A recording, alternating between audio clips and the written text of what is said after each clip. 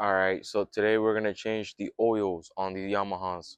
HOs, SVHOs, and TR1s.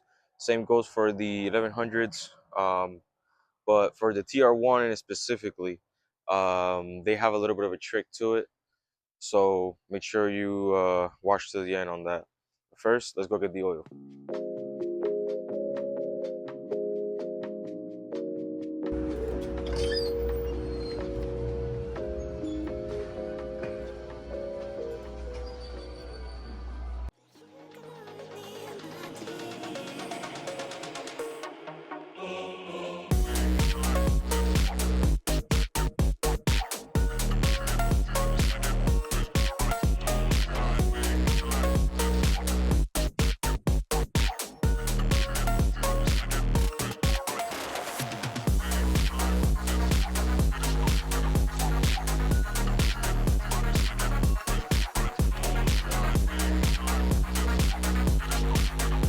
Okay, $20 for a filter is crazy, but $37 for a filter, dude, that's just wild.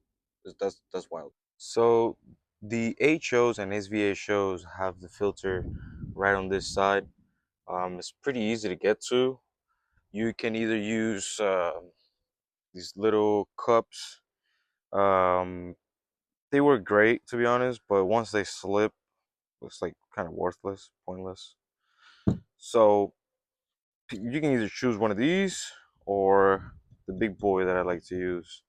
This thing just grabs on anything and it's out. So you can get these distractors pretty much anywhere. I believe Bass Pro Shop, any marine place. But I got mine on Amazon for like $20 to $30. Can't really remember. It's great. It's been with me for like 3 years. I leave it outside. It's been rusted and everything, and it still works fine. So it doesn't really matter which one you get. For this HOs and for the SVHOs, we take the oil out to the dipstick. So we get this bad boy out of here, put it to the side, and then we just put a tube all the way down the dipstick. So get as far down as you can, all the way to the crankcase down there. There you go. I feel like I'm at the bottom, and we just pump away.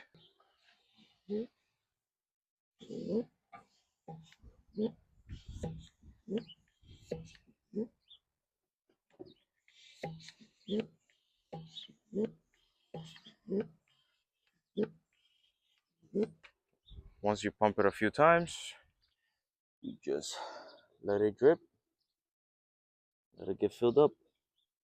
Also, make sure your ski's leveled so that the engine can be leveled and drain all the oil properly. All right, so we are near the end. That looks about right.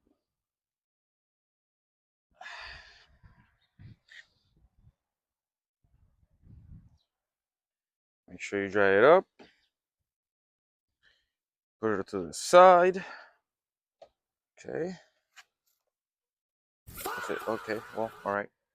Like I was saying, yeah, put it to the side.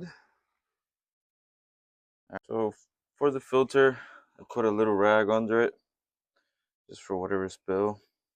One thing about these filters, man, before you go ride, if you go out on the salt water like I do, make sure to check your filter status, especially under it, because they rot out and they will leave you stranded. And we go here, and this tool never misses. Take this guy out.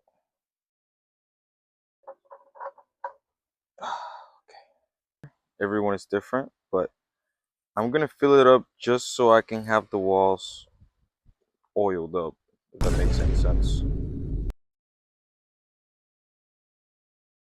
Savage. All right, just enough so that it is wet.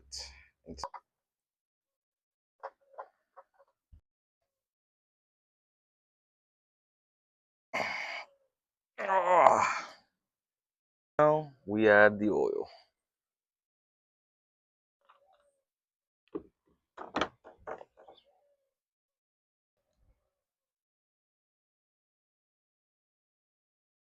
check the oil level.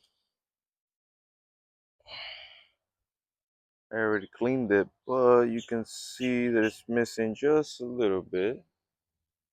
I let it drip for almost a minute, so we're gonna add the rest.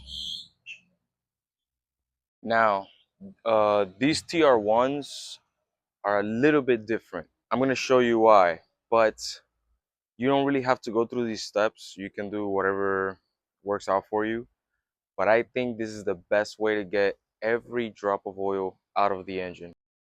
All right, so to extract on the TR1, you're going to remove this guy right here and extract as much as you can. Make sure you put it all the way into the bottom.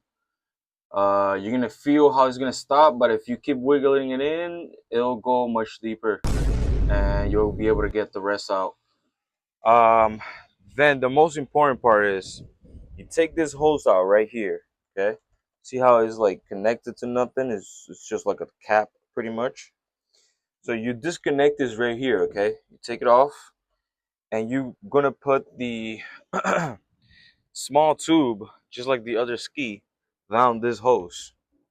You're gonna just put it all the way down this hose. This hose goes down to the crankshaft, okay? So you're gonna put it all the way down this hose and take out all the oil that you can take out.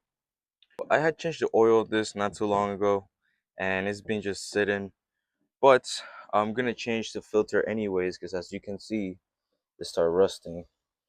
Even though you would think, oh, this is a $30 filter, $20 filter, it won't rust. Yeah, think about that again. So I like to poke a hole in the top of it so that when you take it out, it doesn't make a mess all over the ski like it has had many times. So something like that, just poke a hole on it and drain all the oil. That way you can just remove it and not make a mess. Okay, you put a rag, but you know, there'll still be a little bit of a mess for sure. Just like I do to all my filters. You don't have to fill it up. It's just enough to get all inside the papers or whatever it is inside the filter. So then we start the new filter.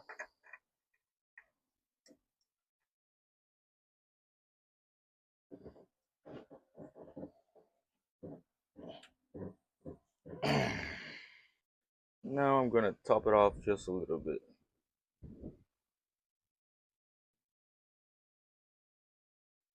Once all the oil is out and filter is changed, you are gonna add 3.6 liter of oil into this.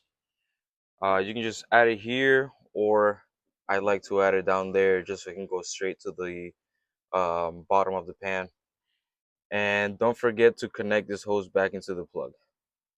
Once you got that on, you're ready to go.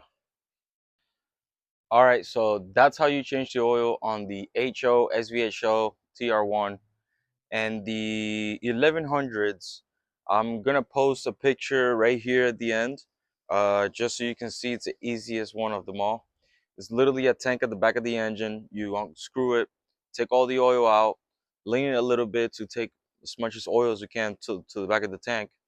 Once you get all that oil out, you literally just add new oil, change the filter, add new oil, and you're set. So our next project is going to be putting a new cover on these seats. So if you want to see how that works, stay tuned. It should be the same for all seats, but this is specifically for the GP or VXR, for the 2019 and below models.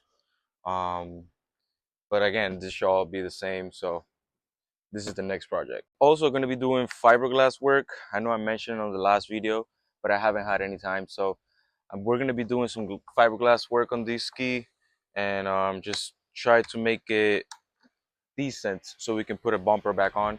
I'm also going to try to do it as cheap as possible so that you can do it at home.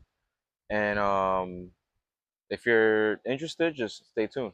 All right, so if you guys have any questions, just let me know in the comments. If there's anything in specific that you guys need done, let me know and we'll do it together. Stay tuned for the seat repair and the fiberglass repair is going to be up very soon. So see you on the next one.